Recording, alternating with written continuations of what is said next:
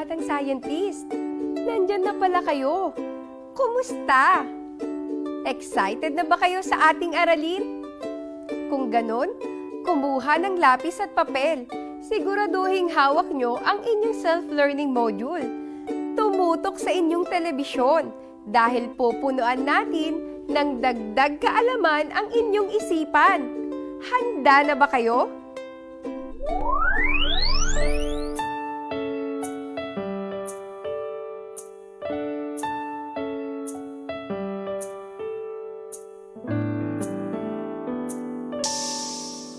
Sama-sama tayong matuto sa isang masayang mundo ng agham. Mga bata, handa na ba kayo sa isang aghamazing na aralin? Aghamazing kay Teacher Ethel Fun ng learning. Aghamazing, siguradong siyensya ay excited.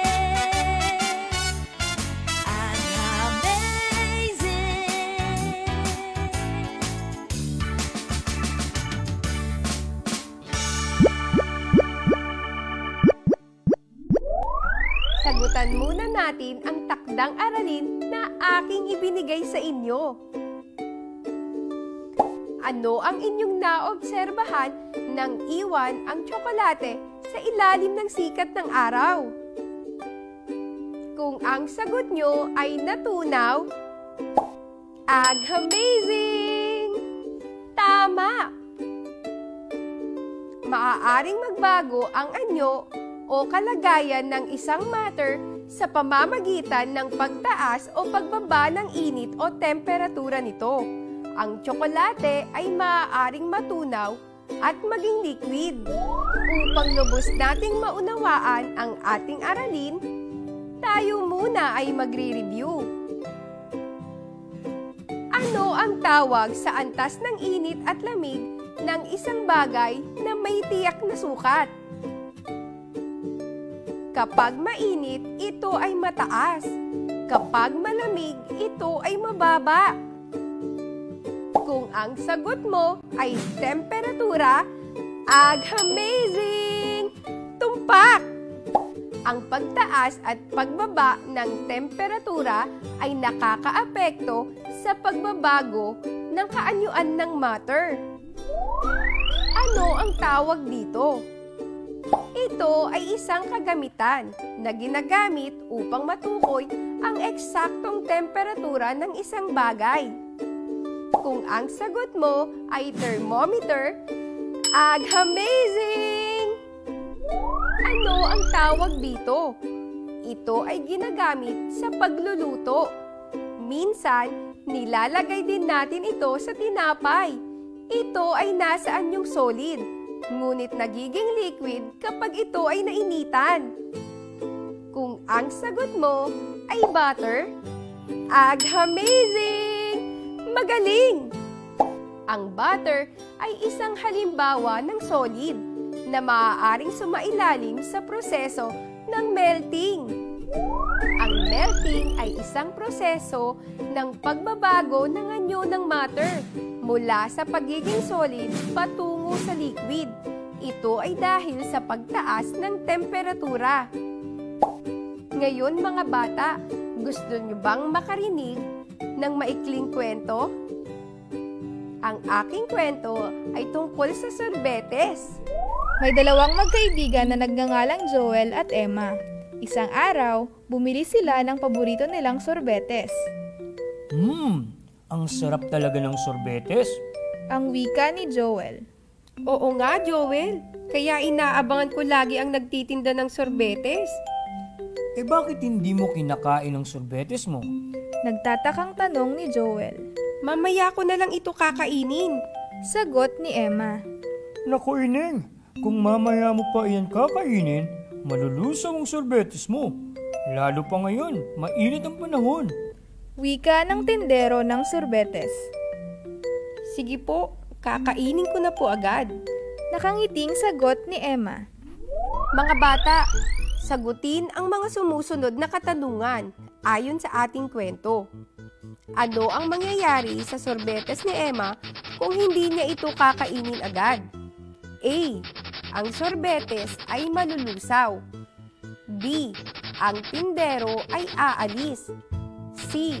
Magagalit si Joel. D. Ang sorbetes ay matutuyo. Kung ang sagot mo ay letrang A, amazing! Magaling!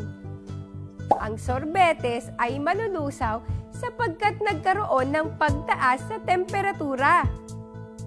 Tandaan, ang pagtaas at pagbaba ng temperatura ay nagdudulot ng pagbabago sa kaanyuan ng matter.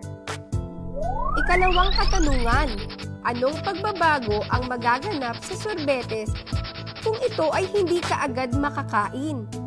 A. Mula sa liquid, ito ay magiging solid. B.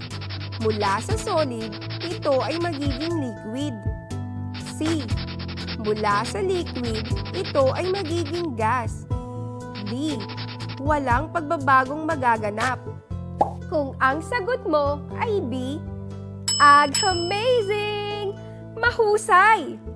Sapagkat ang sorbetes ay isang solid na kapag nainitan o naarawan ay natutunaw at nagiging liquid. Tandaan, ang proseso ng pagbabagong anyo ng matter mula sa pagiging solid patungo sa liquid ay tinatawag na melting. Ikatlong katanungan, nakakaapekto ba ang init sa pagbabagong anyo ng sorbetes? A. Oo. B. Hindi. C. Siguro. D. Walang epekto. Kung ang sagot mo ay A, amazing! Ang init ang nagiging dahilan kung bakit nagbabago ang anyo ng matter. Ang sorbetes na solid ay nagiging liquid kapag mainit o mataas ang temperatura. Halina kayo mga bata at samahan niyo ako sa isang eksperimento na siguradong amazing!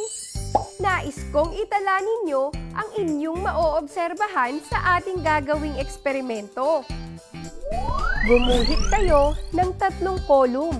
Sa unang kolum, isulat nyo ang ngalan ng mga bagay na gagamitin natin.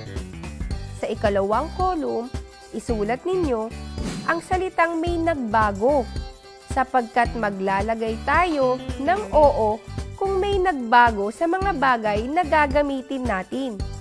Sa ikatlong kolum, isulat kung paano nagbago. Halimbawa, ito ay naging liquid. Narito ang mga bagay na ating gagamitin. Ice candy, tsokolate, butter. Masdan ninyong maigi. Ang mga bagay na ito ay solid sapagkat ang mga ito ay may sariling kulay, hugis, laki, at tekstura. Simulan natin! Mga bata, kung nais isagawa ang eksperimentong ito, mainam na magpatulong sa nakatatanda.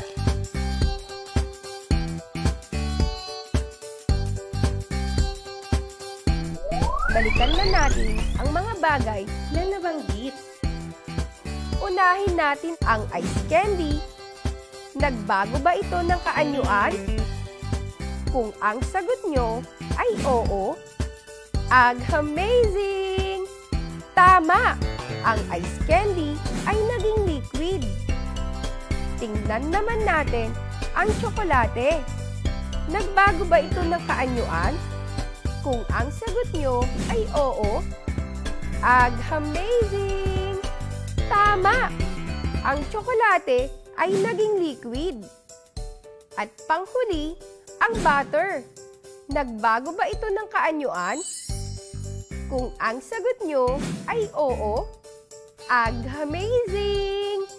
Tama! Ang butter ay naging liquid.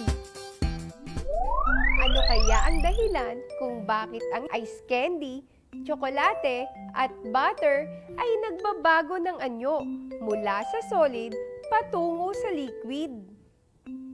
Ang molecules ng solid ay magkakadikit Pero kapag ito ay nainitan, ang molecules nito ay nagsisimulang gumalaw ng mabilis, palayo sa isa't isa. Para lubos nating maunawaan, pasukin natin ang mundo ng molecules. Masdan ninyong maigi ang molecules ng solid. Magkakadikit ang mga ito at maliit lang ang espasyo na kanilang nagagalawan. Pero kapag ito ay nainitan, nagsisimulang lumayo ang mga molecules nito sa isa't isa. At kapag lumayo ang molecules nito, ang solid ay nagiging liquid. Nakita niyo na mga bata? Nagkaroon ng pagbabago sa anyo ng mga ito sapagkat inilagay natin sila sa lugar na mainit o mataas ang temperatura. Tandaan, kapag mainit, tumataas ang temperatura, dahilan upang magkaroon ng pagbabago sa anyo ng matter, mula sa pagiging solid patungo sa anyong liquid. Muli, ang proseso ng pagbabagong anyo ng matter mula sa pagiging solid patungo sa liquid ay tinatawag na melting. Sunod naman nating suriin ang mga bagay na ito: keso, kandila, Crayola. Ang mga ito ay halimbawa ng solid dahil mayroon silang sariling kulay, hugis, laki at tekstura. Paiinitan natin ang mga bagay na nabanggit. Pagkatapos, susuriin natin kung may pagbabago bang naganap sa mga ito. Mga bata, kung nais isagawa ang eksperimentong ito, mainam na magpatulong sa nakatatanda. Simulan na natin. Unahin natin ang keso. Ito ay ating ginagamit bilang palaman sa tinapay. Kadalasan, inilalagay din ito sa salad. Masdan niyong maigi kung ano ang mangyayari sa keso kapag ito ay nainitan.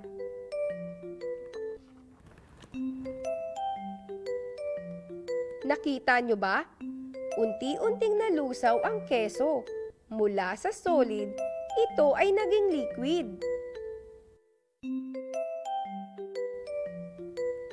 Sunod naman nating suriin ang kandila.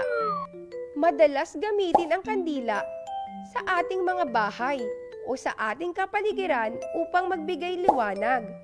Masdan ninyo kung ano ang mangyayari sa kandila kapag ito ay aking sinindihan. Nakita nyo ba? Ang kandila ay unti-unting natunaw nang ito ay aking sindihan. Mula sa pagiging solid, ito ay nagiging liquid. At panghuli, ang Crayola. Ito ay ating ginagamit upang kulayan ang ating mga iginuhit.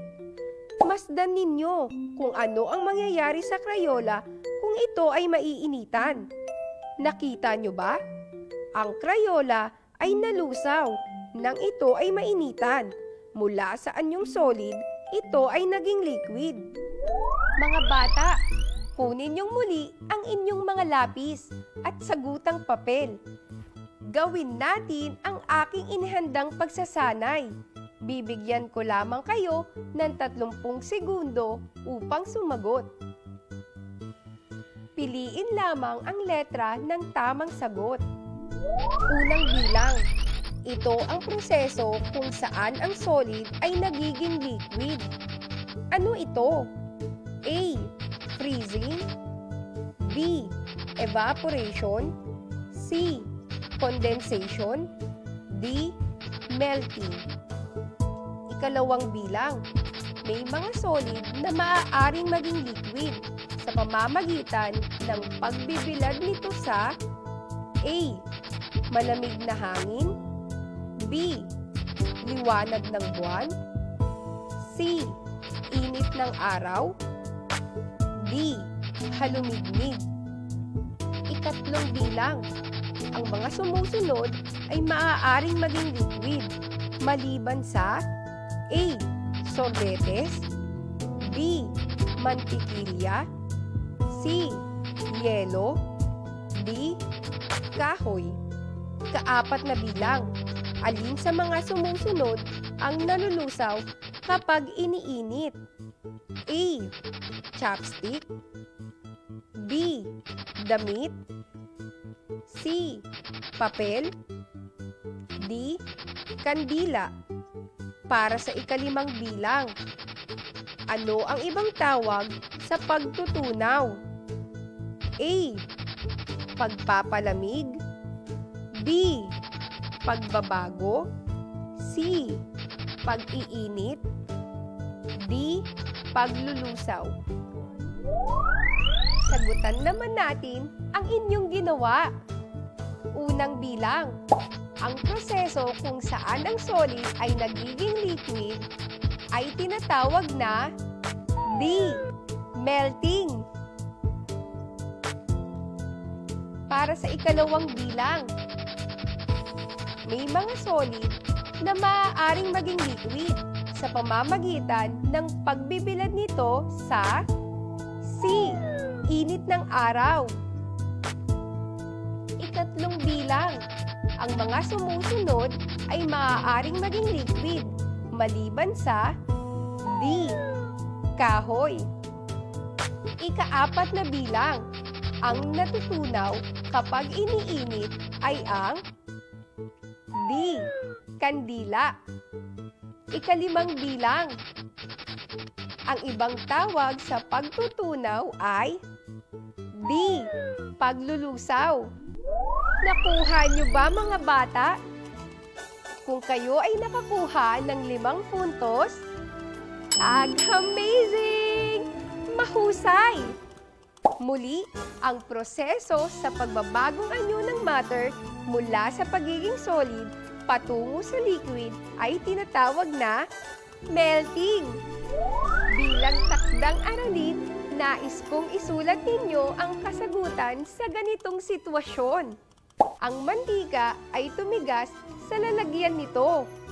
Nais itong gamitin ng iyong ina sa pagluluto. Ano kaya ang gagawin ng iyong ina? Hanggang sa muli mga bata, ako si Teacher Ethel, ang inyong guro sa agham. Paalam!